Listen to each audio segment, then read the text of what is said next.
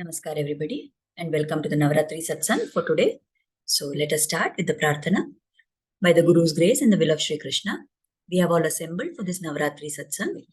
May we have their guidance to be able to learn and adopt the teachings of the great Acharyas to progress on the path of our sadhana. Let us recite the Guru Parampara.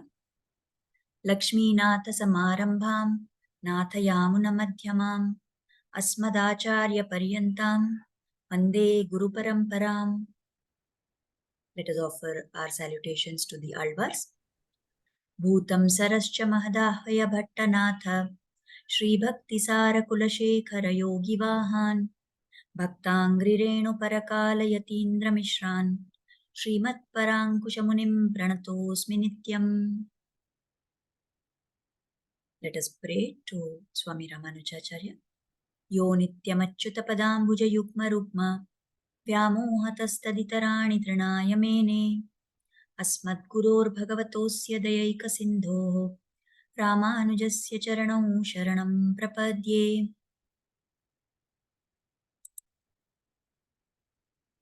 Let us offer our salutations, our namaskaras to Swami Pille Lokacharya.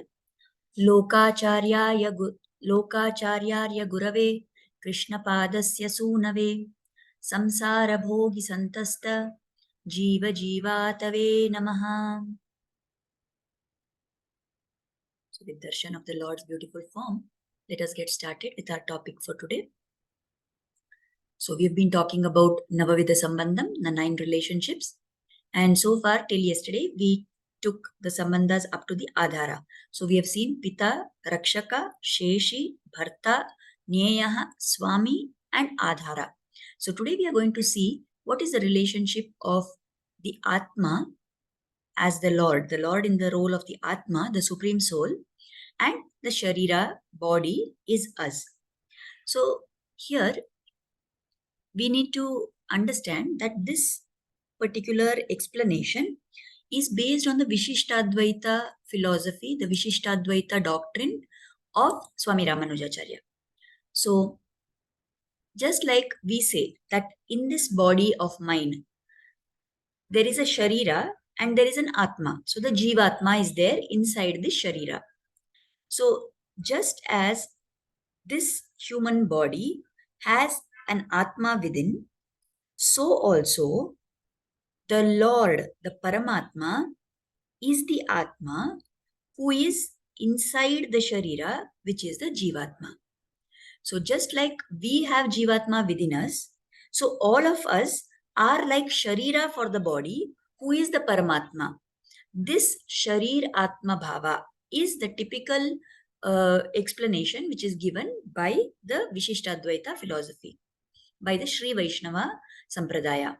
So like a physical body has Jivatma within it, inside that Jivatma there is actually Lord who is the Paramatma.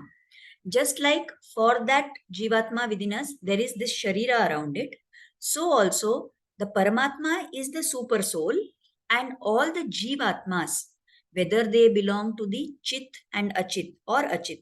Chit is whatever is sentient and Achit is whatever is non-sentient, which does not have sensation, which does not have jnana. So all these together are the Sharira for the Lord. And this again is because it is the Lord Sriman Narayana who is the supreme Tattva. So there is the Narayana Suktam, just like you have Purusha Sukta, you have Shri Sukta, like that in the Upanishad called Mahanarayana Upanishad, there is the Narayana Suktam. Now, I'm not sure if I am allowed to recite this shloka, but it is a very famous shloka which talks about how whatever we see, whatever we hear in this wide universe, that means all the objects, everything which is there in this entire universe, all those things are pervaded by Sriman Narayana. So everything in this universe is pervaded by the Lord. Now, how this meaning comes about is from the word Narayana itself. Now, this word Narayana has 2 meanings. You can look at it in 2 ways, and both of these are true of the Lord. And that is why we say he is the Paramatma and all of us, the Jivatmas, are the Sharira for him. So this word Narayana can be understood in 2 ways. So the word ayana means the resting place, the support, the adhara. So ayana, the person who is the ayana, who is the resting place for naras. Naras means all the beings in this world. So the one who is the ayana for naras, he is Narayana. That means he is the substratum and everything is inside of him. They rest in him. So if all these objects have to be in Narayana, that means he has to be bigger than all these things, isn't it? That kind of a definition is called Bahirvyapti, that the Lord is so large that he encompasses everything in this world within himself. So that is one way of giving the meaning for Narayana. The other meaning is from the other angle. The one whose resting place is the Naras, the one who is inside the Naras, the one who is the soul of all the beings. So then here we are talking of the other opposite, exactly opposite kind of a situation. In the first place, we said he is bigger than everything else and everything is inside of him. Now here we are saying he is the smallest of the small and he is inside all the beings. So he rests inside the other beings. That means he is smaller than all of them. And this is called as Antarvyapti. Right? So this quality is there only in Lord Narayana. Now we can think that now because of both these qualities, the Lord, he is around everything, he is inside everything also. And not just that he is around and inside everything, but he is the controller of everything, right? So that is the difference between the Lord and anybody else who is in a position of power in this world. So let us say there is a Raja, there is a king, or there is an administrator who is there.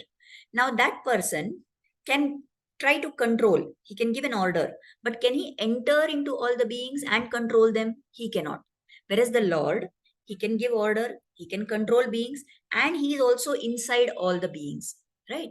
So this is what is the special sambandha, that all of us jeevatmas, these jeevatmas are the sharira for Paramatma. Now, if it appears that this is a little difficult and complicated to understand, it's okay. We will try and understand how much ever we can of it. So how this we can see in the example of Lord Rama. Now it is described in the Ramayana that how when Lord Rama went to Vanavasa, then at that time it is described that all the trees, they wilted, all the animals were very dull, they refused to eat food, human beings were in total distress, right? And when he came back from Vanvasa, everything was so happy. All the trees were blooming bright, although it was not season. The animals were all active. The humans were in great joy, right? And then finally, when Lord returned to Vaikuntha, he walked into the Sarayu river and then through that he returned to Vaikuntha. He took along everything in Ayodhya, not just the living beings, even the inanimate objects, everything went along with Rama to Vaikuntha. Now, how was this possible? Why did when Rama went away from Ayodhya, why all those sad things happened? Why all the trees wilted? Why the animals were dull? Why people were in distress? Because they identified themselves so completely with the Lord. So if the Lord goes away, then there is no life left in all these things.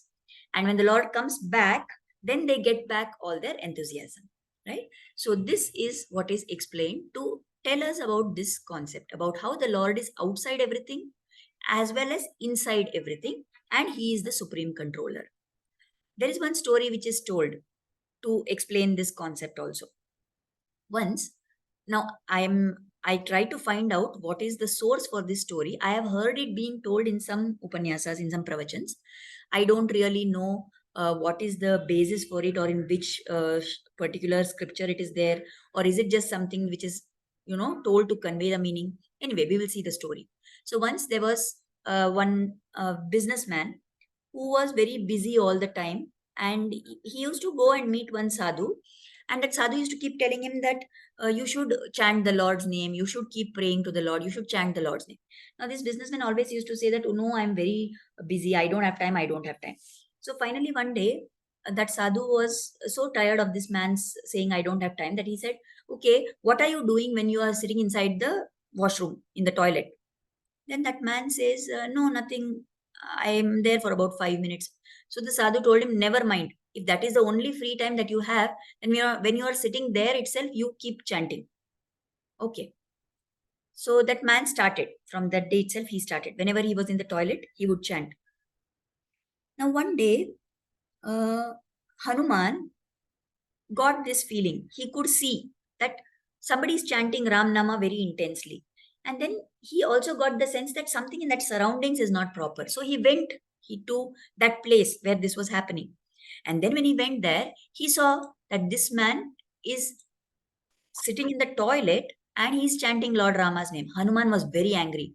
How dare somebody disrespect the Lord's name like that? How can somebody sit in the toilet and chant the Lord's name? So he was very angry. And he got so angry that he asked that Bhakta, what rubbish, what is this you are doing? So he said, no, I don't have time otherwise. So I was told by my guru that if I'm not having time, I should sit in the toilet only and chant. So I'm chanting the Lord's name. So Hanuman was very angry and he slapped that man's face. And Hanuman went away from there. He said, never again do such a thing. You better beware. If I find that again you are doing something like this, I will come and make sure that you are not able to open your mouth at all. So Hanuman slapped him hard and went away. Now, after that, in the evening, he went to take darshan of Lord Rama as usual. And when he went there, he noticed that one side of Rama's face was totally swollen and red and inflamed and in very bad shape. So Hanuman, as if somebody has beaten him or slapped him, Hanuman was so worried. He said, what is this, Lord Rama? What happened? Who did this to you? Tell me, I will go and fight that person. So the Lord told Hanuman. He said, no, somebody has done this to my bhakta, and that is why I am feeling the pain of that. So how was this possible? Because of this same concept. The Lord is inside his bhaktas, and the bhaktas are inside the Lord. So if the bhakta is hurt, then Rama's face swells up. Hanuman slapped the bhakta and Rama's face got swollen. So that is to depict this very principle that we are talking about. The Paramatma is the Atma and we all jeevatmas are his sharira. Right? So let us take up today the bhakta's story. The bhakta called as Soka Mela. This Chokha Mela was living in some place near Pandharpur. Now he belonged to what was considered as a backward caste, and these people had to do all the hard labor. They were the scavenger category of people. So he had to do all the cleaning work everywhere. They had to, that time, whatever was the earth was being used for people to do their ablutions, they had to clean that soil and all that. And he had to do all kinds of odd jobs. So he was doing all that, but all the time he would keep chanting Lord Vitthala's names. He would keep singing so many songs, bhajans and all that. Now, finally, he heard so many people talking about Pandharpur, Vithala, that he decided he also wanted to go and see Vithala in Pandharpur. So he went to Pandharpur. He shifted his whole family. He decided he will go and live in Pandharpur. So there he took up a house and he went and stood outside the temple. But when he stood there, they refused to allow him to enter inside. And they said, you are belonging to a low caste. You can't enter the temple. This is only meant for the upper caste people. You can't come. You are belonging to the untouchable category of people. You can't come into the temple. And they sent him away. So he stood far away from outside the temple gate and he started chanting and singing to the Lord. Now the Lord does not see caste and status and class and jati and all that, isn't it? So one fine day, early in the morning, when this Choka Mela was standing outside and singing the praises of the Lord himself came there and he said, come with me. He brought Choka Mela, he took him inside the Garbhagriha, he stood in his normal position and he gave darshan. Now what happened? This was being observed by the priest of that temple. And he couldn't see Lord Vithala moving. But Chokha Mela could do that. That priest was so angry that he pushed Soka. He said, how dare you come inside? Soka Mela was trying to explain that the Lord brought me inside. He said, this place has been defiled by you. Go away. And never again you should come into this temple. In fact, you have to not stay in this place itself. You go and live on the other side of the river. So that Chandrabhaga river is running through Pandharpur. which is right next to the temple of Vitala. So he told him that you go and you are banished from this place. You go live on the other side of the Chandrabhaga river. So Chokamela listened and he went and set up his house there. But all the time he was calling out to the Lord, and whomever the Lord hears the call, he goes to them. So this Chokamela was so fond of the Lord that he would invite the Lord, come to my house and have food with us. And whatever his wife would prepare, he would keep it ready for the Lord. The Lord used to come there to his house in Sukshma form. And when the Lord came there, this Chokamela and his wife, they would serve the Lord the food. Lord would eat and then he would go back to the temple. But this nobody knew except Chokamela and his wife. Now, one day what happened, that same priest of the temple was passing by that area. Now, this Chokamela was talking to somebody. So he was very curious. So he just peeped inside. Again, the priest cannot see Vithala. It is only Chokamela and his wife who can see. So this Choka says that he tells his wife, you be careful. What are you doing? You're spilling the food on the Lord's silken robes. Why are you doing that? You be careful. Don't spoil his pitambar. Like that. And this priest hearing this, he thinks, oh, this Choka is trying to make fun of me. He has seen that I have come here and he is purposely being sarcastic and trying to show as if he is a great friend of the Lord. So he walks there and he again slaps this Choka. And he says, beware if you do any such things. What do you think of yourself? Whom are you trying to fool by doing all this nonsense? You should not even say the name of Vitala again in your life. And then because he has touched that untouchable, he goes, he purifies himself, he takes bath in the river and all and goes. And then he goes into the temple for the normal puja. When he goes there, guess what? Right. Vitala's cheek is swollen and red. And he's shocked. He says, what happened to the Lord? Why the Murti of the Lord is like this? And then the Lord in a Shariri voice talks and says, you slapped my devotee. But you didn't slap my devotee. It was me whom you slapped. And after that, everybody comes to know that this Chokamela is indeed a very great bhakta, right? And then after some time, this Chokamela, he continues to pray to Vitala. And after some time, he has to go back to his old village to do some work there. So he goes there.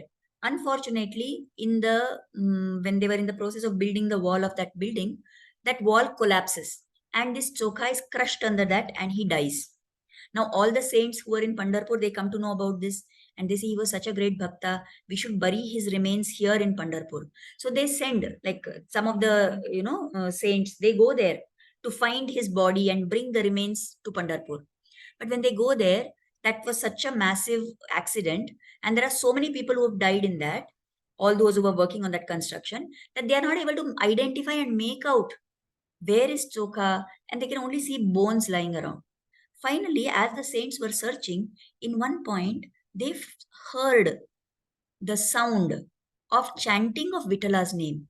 And when they looked closely, there were some bones there and the sound was coming from those bones. Guess what? Those were the bones of Chokamela. He was so steeped in bhakti for the Lord that even after his physical body had become degraded, even the bones were chanting Vitala's name. So they picked up those bones and they said, this is definitely Chokamela's remains. They brought it and those remains were buried outside the main gate of the Pandharpur temple. So that was the greatness of Chokamela. We must also try to have bhakti like this.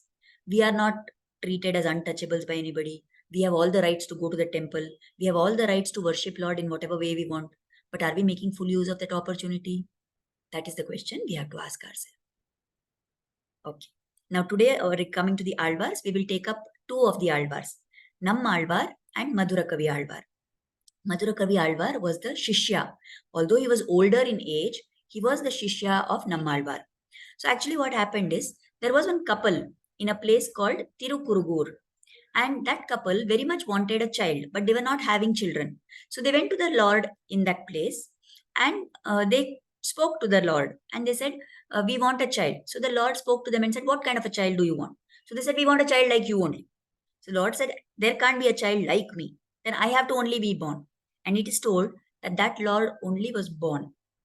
But when that child was being born, okay, normally they say that for all of us, when we are in the womb, even in the Bhagavatam, it is described that when the baby is in the womb, when that jeevatma in the baby's body is inside the womb of the mother, it remembers all that happened in its past janmas. And it cries to God and says, please give me mukti. I don't want to be stuck like this here.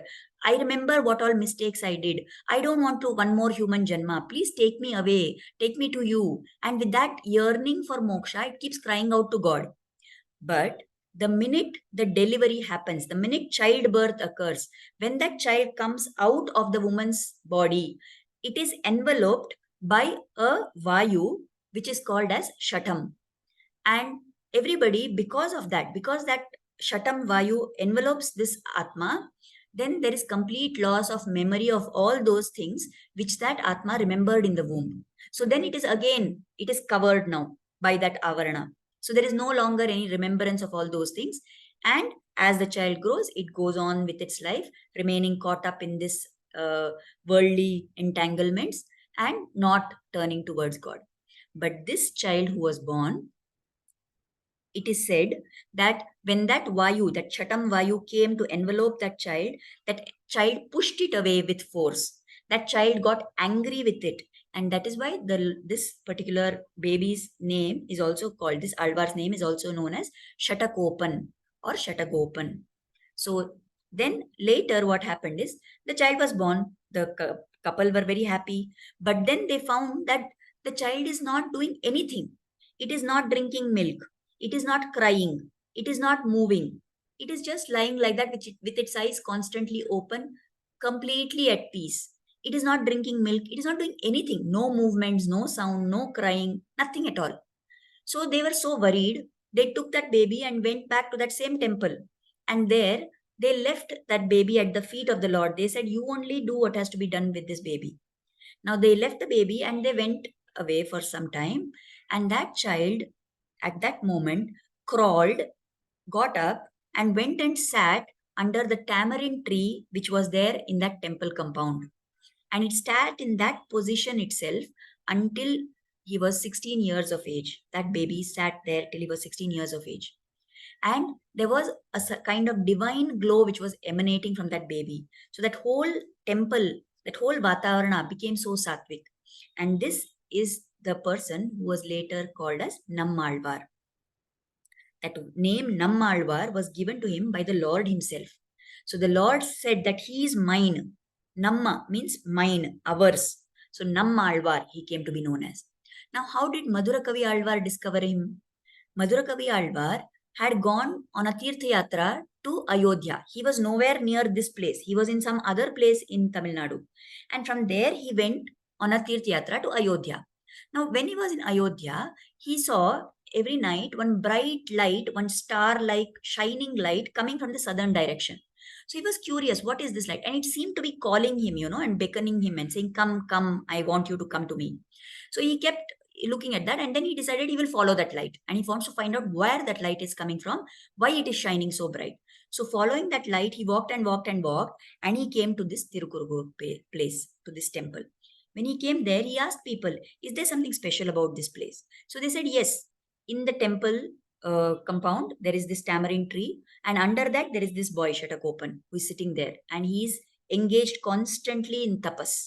He's constantly in a yogic trance. He doesn't talk to anybody. He doesn't eat anything, nothing. He's just contemplating on the Lord at all times. So Madhurakavi went there and he wanted to find out whether really this person is a jnani or not, right?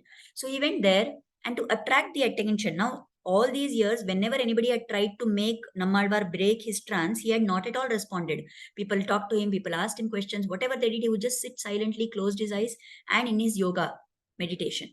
But when this Madhurakavi Alvar went there, he threw a small stone to attract the attention of this Alvar. Then Alvar opened his eyes. For the first time ever, he opened his eyes. And then seeing that, Madhurakavi asked him a question. Now, actually, that question and answer is in Tamil. But if I say it in Tamil, none of us will follow it.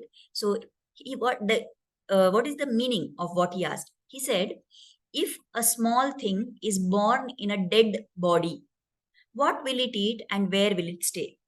This was the question that Madhurakavi Alvar asked. The Alvar said, it will eat that and stay there.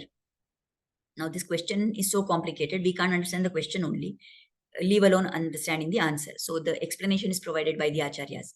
When they say small one, it refers to the jeevatma, to the individual soul.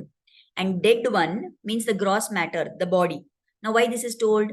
Because once the soul departs, the body is only gross matter, isn't it? So it is dead when there is no soul in it. So the small thing is the jeevatma, the dead thing is the sharira. So when the sharira, when the atma enters into the sharira, the body gets life.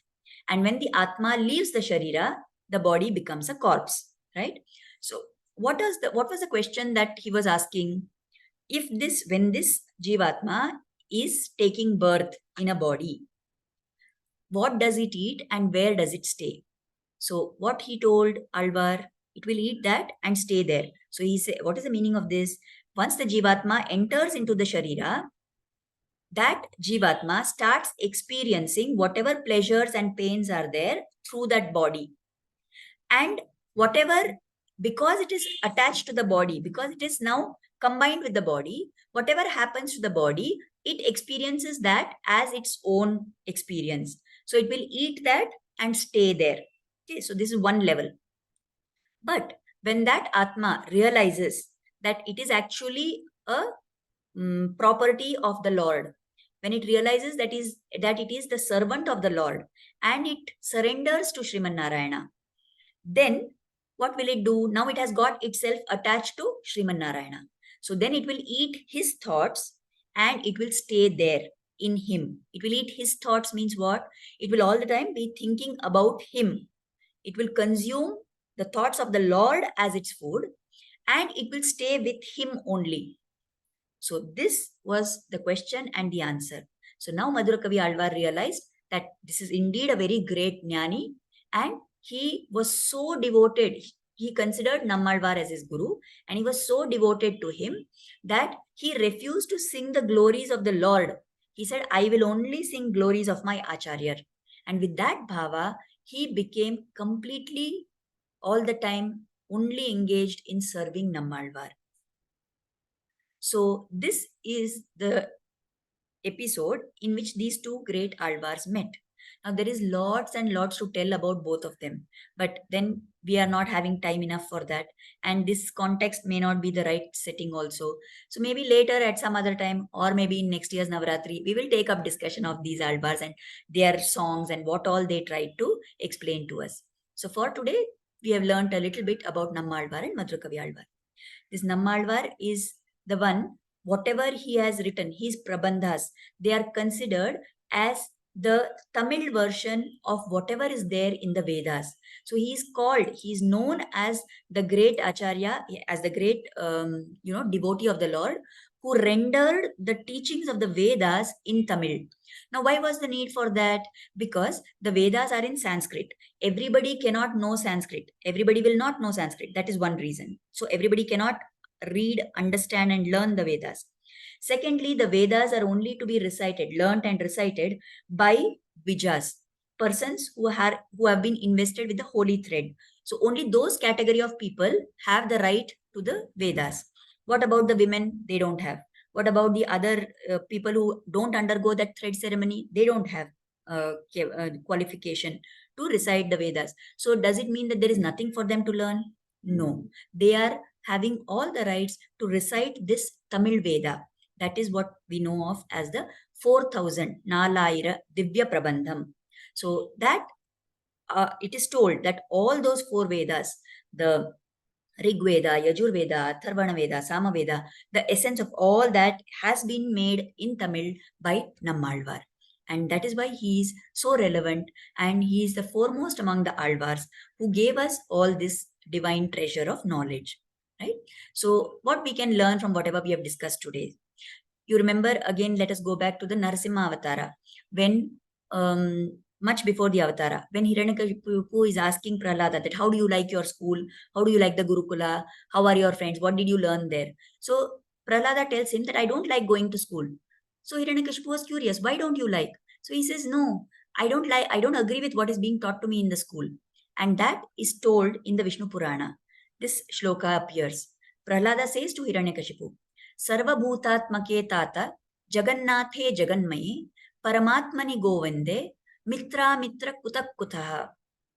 Sarvabhutatma ke Tata. Oh Father, in all beings in this universe, this entire universe is Jagannathe Jaganmaye. This entire universe is pervaded by Govinda.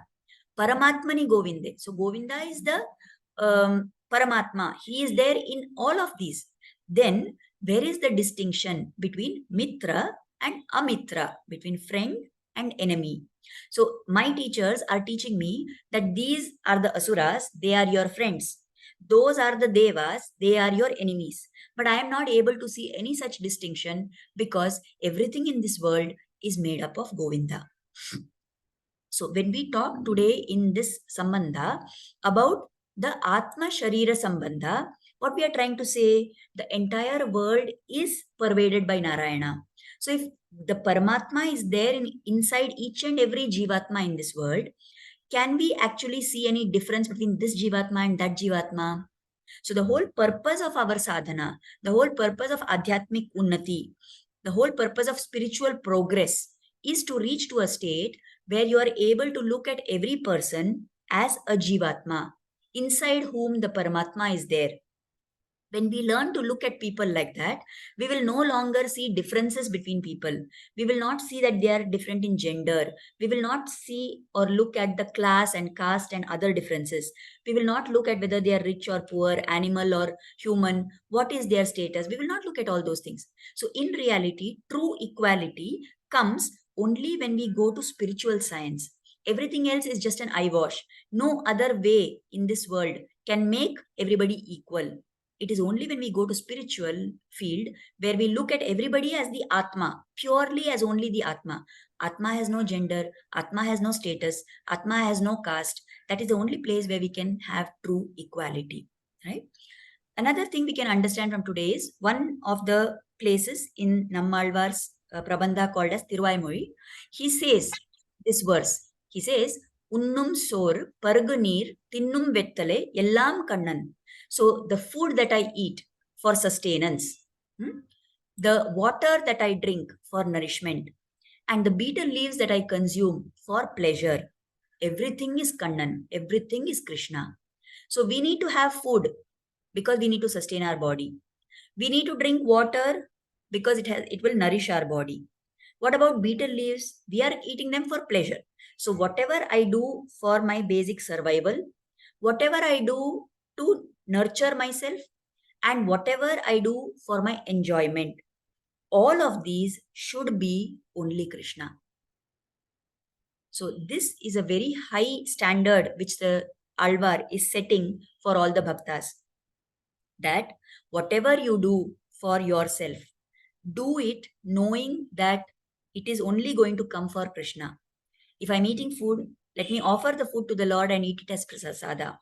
If I'm having something else which I'm going to do for nurturing myself, let me see it as the Lord's work and do that. And whatever I do as enjoyment, let me understand that that also should be attached to the Lord. That should be our bhava. And what is the greatness of people like this Alvar? The Lord himself has told in the Bhagavad Gita.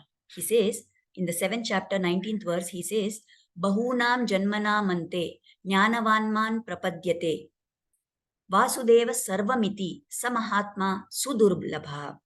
After many births of spiritual practice, one who is endowed with knowledge surrenders unto me, knowing me to be all.